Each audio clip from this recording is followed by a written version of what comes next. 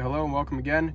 Today I'm going to be showing you how to erase everything in the car for either a vehicle handover or just to reset it to factory settings. First, we're going to go down into set.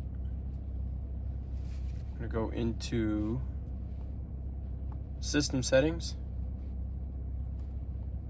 Scroll down a little bit. It's all the way tucked away at the bottom. Factory settings.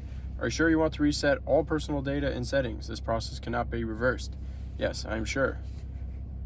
Delete all. And there we have it. Changes the AC. Everything goes back to where it came from in the factory.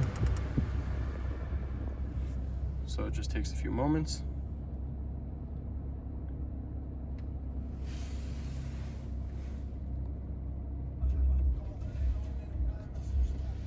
That's it.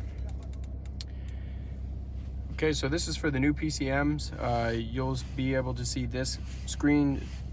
This is how to do a system reset or a factory reset in 911, 992, in the 2019 to 2020 Cayennes, 2020 and 2019 Macans, as well as Panameras from 2017 to 2020. If you have any questions, please again comment below. Bye-bye.